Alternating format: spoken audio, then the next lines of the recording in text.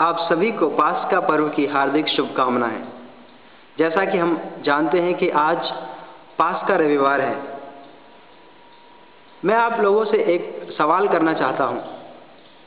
क्या यहाँ पर कोई ऐसा व्यक्ति है जिसने अपने जीवन में ईश्वर के प्रेम को कभी महसूस नहीं किया या ईश्वर की उपस्थिति को कभी महसूस नहीं किया?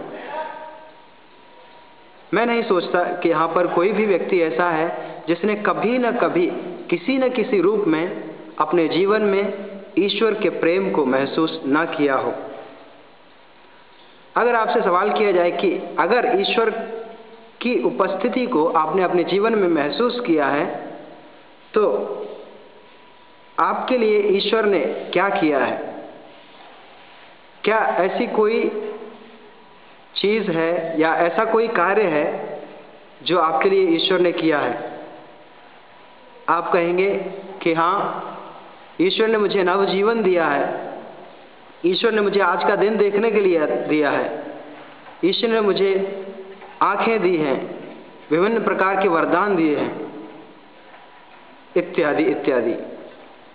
लेकिन सवाल ये उठता है कि यह सब तो ईश्वर ने सबके लिए किया है और बिना किसी शर्त के यह ईश्वर ने किया है आपके लिए, लेकिन विशेष तौर पर सिर्फ आपके लिए व्यक्तिगत तौर पर ईश्वर ने क्या किया है?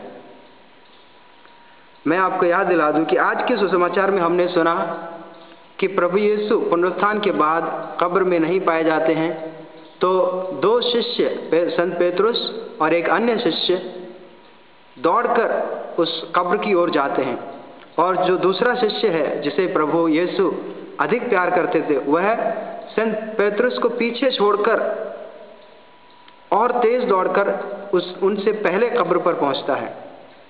इसका मतलब यह है कि प्रभु यीशु उसे प्यार करते थे और अधिक प्यार करते थे, और उसी प्यार को वह व्यक्त करने के लिए वह शिष्य जब सुनता है कि प्रभु यीशु कब्र में नहीं है तो वह तेजी से दौड़ता है।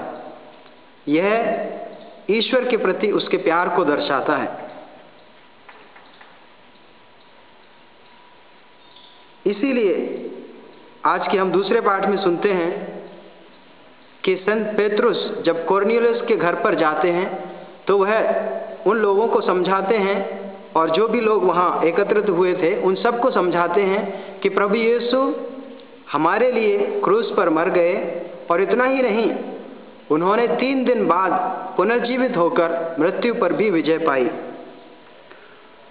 तो अगर हम ध्यान दें कि ईश्वर ने हमारे लिए और इस दुनिया के लिए क्या किया है, जैसे कि हम उत्पत्ति ग्रंथ में पढ़ते हैं कि मानव ने अपनी अवज्ञा द्वारा, ईश्वर की आज्ञा के उल्लंघन द्वारा पाप में गिर गया और ईश्वर से अपने संबंध को बिगाड़ लिया। लेकिन ईश्वर हमको हमेशा प्यार करते हैं और बिना किसी शर्त के प्यार करते हैं, और यही कारण है कि उन्होंने हमको अपनी उस कमजोरी में नहीं छोड़ा, बल्कि तभी से, जब से इंसान का पतन हुआ है, तभी से उन्होंने कोशिश की कि इंसान का जो रिश्ता है ईश्वर के साथ उसको फिर से कायम किया जा सके। और इसी कारण उन्होंने, इतिहास में हमें मालूम है कि उन्होंने कई नबियों को भेजा ताकि वो इंसान को याद दिलाएं कि हम गिरे हुए इंसान नहीं हैं, बल्कि ईश्वर के प्यार में फिर से ईश्वर के साथ अपने संबंध को बनाने के लिए बुलाए गए हैं। और इसी के कारण ईश्वर ने अपने पुत्र को भेजा ताकि वह फिर से हमारा मेल मिलाप करा सके। हम संत यूहन्ना के सुसमाचार के 3 अध्याय के 16वें पद में पढ़ते हैं कि ईश्वर ने संसार को इतना प्यार किया कि उसने उसके लिए अपना इकलौता पुत्र अर्पित कर दिया। प्रभु यीशु इस दुनिया में इसलिए आए क्योंकि ईश्वर हमको प्यार करता है, और प्रभु यीशु ने न केवल अपने वचनों से बल्कि अपने कार्यों से और अपने जीवन से हमको ये संदेश दिया कि परमपिता ईश्वर हमें हमेशा प्यार करता है। और प्रभु यीशु ने अपनी शिक्षाओं के द्वारा हमें न केवल एक नए जीवन की राह दिखाई, बल्कि हमारे सामने एक आदर्श प्रस्तुत किया और हमारे सामने एक रास्ता हमें बताया कि किस प्रकार हम अपने आप को पिता ईश्वर से फिर से पुनः संयुक्त कर सकते हैं। और इतना ही नहीं, उन्होंने मरते दम तक ईश्वर की इच्छा को पूरी किया। उन्होंने एक बहुत ही दर्दनाक मौत को अपने गले लगाया, सिर्फ इसलिए क्योंकि ईश्वर हमको प्यार करते हैं। और उसी प्यार का प्रमाण देने के लिए प्रभु यीशु क्रूस पर मरे। कहानी यहीं खत्म नहीं होती है। वह तीसरे दिन मृतकों में से जी उठे, अर्थात उन्होंने मृत्यु पर विजय पाई। और उनके इस पुनरुत्थान के द्वारा हम भी प्रभु यीशु के साथ सहभागी हुए उनके पुनरुत्थान में, और हमें भी वही वरदान मिला है, हमें भी वही उपहार मिला है कि हम प्रभु यीशु के पुनरुत्थान द्वारा ईश्वर के उस प्रेम में सहभागी हो सकें। अब सवाल ये उठता है कि ईश्वर ने हमारे लिए इतना सब कुछ किया, हर दिन हमें एक नई सुबह देखने को देते हैं, इतने सारे वरदान दिए हैं, और इतना ही नहीं, उन्होंने अपने प्रिय पुत्र को हमारे लिए भेज दिया। तो उनके इस प्रेम के बदले में हमने उनके लिए क्या किया? यह सवाल भले ही हमको आसान दिखता हो, लेकिन अगर हम इसको गहराई से सोचें तो इसका उत्तर या इसका जवाब देना बहुत ही मुश्किल और बहुत ही चुनौतीपूर्ण है। ईश्वर की इच्छा पूरी करना हमारा सबसे बड़ा उद्देश्य है, और उनके इस प्रेम का बदला चुकाने के लिए उनकी इच्छा पूरी करने से बढ़कर और कुछ नहीं हो सकता। लेकिन ईश्वर की इच्छा क्या है? हम संत लूकस के सुसमाचार के प्रारंभ में पढ़ते हैं कि जब प्रभु यीशु ने अपने सार्वजनिक जीवन की शुरुआत की, तो उन्होंने बपतिस्मा ग्रहण करने के लिए जब यरदन नदी में प्रवेश करते हैं, तो उन्हें और उनके आसपास खड़े जो लोग थे, उन्हें यह वाणी सुनाई दी कि यह मेरा प्रिय पुत्र है, इसकी सुनो। यह मेरा प्रिय पुत्र है, इसकी सुनो। तो ईश्वर की इच्छा हमारे लिए सबसे बड़ी इच्छा यह है कि हम प्रभु यीशु की सुने, प्रभु यीशु की शिक्षाओं पर चलें और प्रभु यीशु को अपने जीवन में उतारें। यही सबसे बड़ी ईश्वर की इच्छा है, और इसको पूरा करना ही हमारे जीवन का प्रमुख उद्देश्य है। और इसी प्रकार हम ईश्वर के उस प्रेम का बदला चुका सकते हैं। लेकिन उनकी इच्छा पूरी करने के लिए उनकी इच्छा को जानना जरूरी है, और उनकी इच्छा को जानने के लिए हमें प्रभु यीशु का जो व्यक्तिगत अनुभव है अपने जीवन में, ईश्वर की जो उपस्थिति है, उसे महसूस करना होगा। जब हम प्रभु यीशु को अपने जीवन में महसूस कर लेते हैं, तभी हमारा जीवन बदल जाता है और हम उनको अपने जीवन में धारण कर लेते हैं।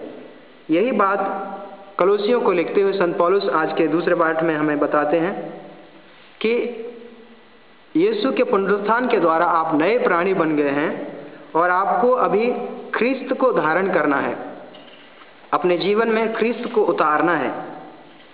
हम देखते हैं कि संत पौलुस अपने परिवर्तन से पहले ख्रिस्तियों को सताते थे, लेकिन जब एक बार उनका मुकाबला या उनका सामना प्रभु यीशु से होता है, तो वो पूर्ण रूप से बदल जाते हैं, उनका जीवन बदल जाता है।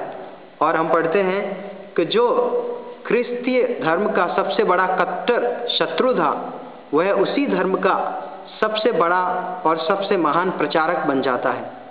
यह है ईश्वर के साथ, ईश्वर के अनुभव को महसूस करने के बाद जो जीवन में परिवर्तन आता है। और हम दूसरा उदाहरण उसका ले, संत जो अभी संत नहीं है, लेकिन हमारी मदर तेरेसा, वह एक सिस्टर थी, साधारण सिस्टर थी, जैसे आजकल बहुत सारी सिस्टर हैं, लेकिन उन्होंने जब एक बार ईश्वर के उस प्रेम को अनुभव किया, ईश्वर को देखा दूसरों में, गरीबों में, बीमारों में, रोगियों में, और उन्हें महसूस हुआ कि ईश्वर के लिए मुझे कुछ करना चाहिए, ईश्वर ने मेरे लिए इतना सब कुछ किया, मुझे भी उसके लिए कुछ करना चाहिए। और तभी उन्होंने कदम उठाया जो आज पूरे संसार के लिए एक मिसाल है। और इतना ही नहीं, अनेक संतों ने जब ईश्वर के प्रेम को अपने जीवन में अनुभव किया तो उनका जीवन बदल गया। संत अगस्तीन का हम उदाहरण ले सकते हैं। उनका जीवन ईश्वर को महसूस करने से पहले बहुत ही बुरा था, या कहें तो बहुत ही जो दूसरों के लिए अच्छा उदाहरण प्रस्तुत नहीं करता था। लेकिन जब उन्होंने एक बार ईश्वर को अपने जीवन में महसूस किया तो उनका जीवन बदल गया और आज हम उन्हें संत अगस्तीन कहते हैं। तो जब हम अपने जीवन में ईश्वर को अनुभव करते हैं तो हमारा जीवन बदल जाता है, और पिता ईश्वर चाहते हैं कि हम उस पुत्र प्रभु यीशु को अपने जीवन में अनुभव करें और उस अनुभव को दूसरों तक बांटें। यही हमारा कर्तव्य है और यही हमारा ईश्वर के प्रेम के प्रति एक बदला है। तो आइए हम प्रभु यीशु से प्रार्थना करें कि हमें अपने इस पुनरुत्थान के द्वारा उन्होंने अपने उस जीवन में सहभागी बनाया है, वही हमें आशीष और कृपा दें कि हम उन्हें अपने जीवन में उतारें, उनकी शिक्षाओं को अपने जीवन में उतारें और एक सच्चा उदाहरण प्रस्तुत करें। जय यीशु।